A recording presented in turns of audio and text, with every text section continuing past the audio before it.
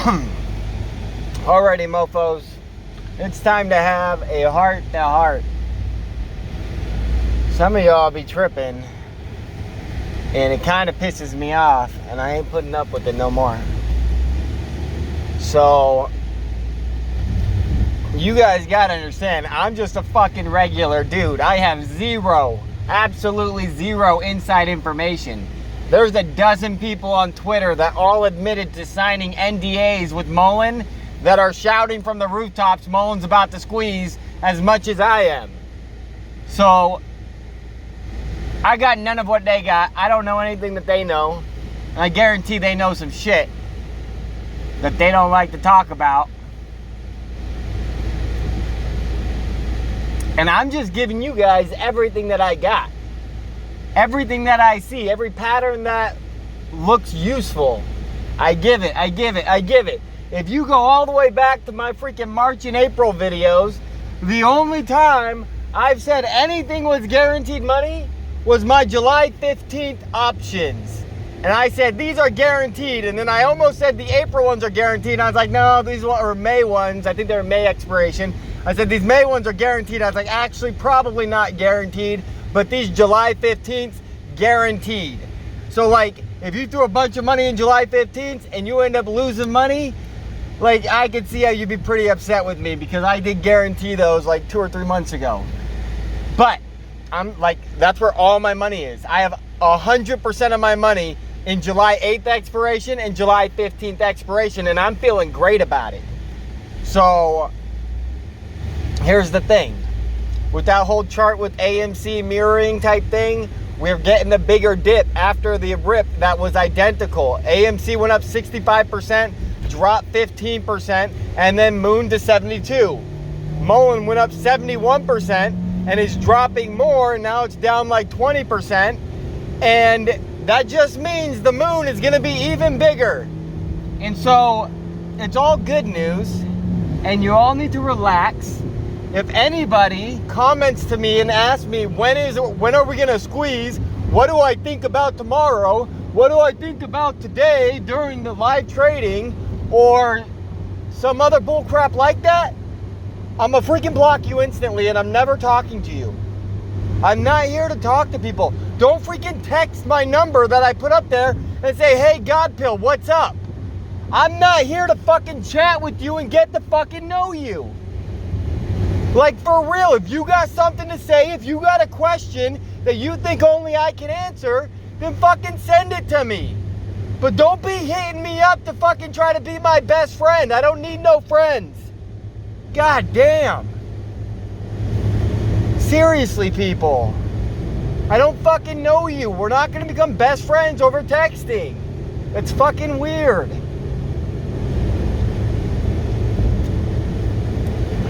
Now, here's the thing. MULN's definitely squeezing. Anyone that can prove that they never sold anything before we hit $20, or if I happen to sell some and buy puts before $20 on my live stream, because when MULN does start going up, I'm going to start live streaming again. I don't know why. Like, I tried live streaming 2 days ago, and it kicked me off twice in a row. It's never done that to me before. I've live streamed thousands of hours in the last year and a half, and I've never been kicked off, and YouTube kicked me off twice in a 1 hour period. So I just said, okay, whatever. But I do plan to go back to that when MULN's running up. And I'm looking for patterns. So if you go back and you look at my video that says everything you need to know about the coming short squeeze, I'm looking for the patterns. If we start rocketing up and we're closing near the high that we hit that day, I'm feeling gravy to hold for the next day no matter what. If we go up and then we have a 10% pullback before close, I'm expecting the price to go up, and then I'm expecting a big a big 30% pullback, and I'm going to catch that 30% wave. And so the only way I'm selling before 20 is I see that pattern hit early, but I think that pattern's going to hit after 20. MULN market cap so small right now. I honestly believe that when we do have our big day, and it could be tomorrow, that we can do 1,000% in a day. I think we can go from $1.20 to $12 in a single day. And there's not a chance in hell that I would sell throughout that period. The only thing that I would do is when we do start going up, I'm gonna be live streaming, and I'm hoping that it's gonna go from $1 to $3 to $4 to $5. And I'm hoping I'm gonna be able to cash out the options that I have at the $2, $3, $4, and $5 strikes, and move them up to the $10 strikes, and increase my contract positions by 3, 4, 5, 10x the amount. And so that's like the one thing that I will sell just to rebuy immediately. But other than that, not a chance in hell I'm selling before 20 unless I see that perfect pattern that AMC hit. Because here's what they did. They ran that shit up from $12 to $26 or whatever. Then they pulled it back 10% before the close. And then they ran it up another 40%. And then they dropped it 30%. Why did they do that? Because the whole purpose of what they're doing, the whole purpose of what the market's doing, is to try to get you to sell your shares. And so they gave a little bit of a pullback to make people like, oh, should I have sold? And then they launch it up and the people are like, yes, I didn't sell. And then they pull it back. And now the person's like, oh crap, I really should have sold. But then the next day they traded it sideways, and then the next day it went from $30 to $72. And then that's when it hit its peak. And so if you think about the psychology behind that and the emotions that people would have been feeling for the 4 days before it hit 72, like everyone was so ready to sell at 72 because they kept thinking that they might have missed the opportunity to sell at the best price. And so I'm looking for that type of pattern for them to play that on you guys again. And if they try and I see that pattern hit, I'm gonna bet big on it. I'm gonna bet big on the puts, and then I'm gonna come back and put those put profits back in the calls.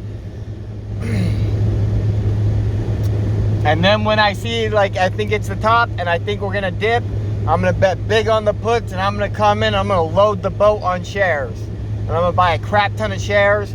My main goal, like longish term right now, is to stay with MULN until at least July 26th. And convince you guys to vote no on the dilution bill, regardless if we scroll to 100 or not.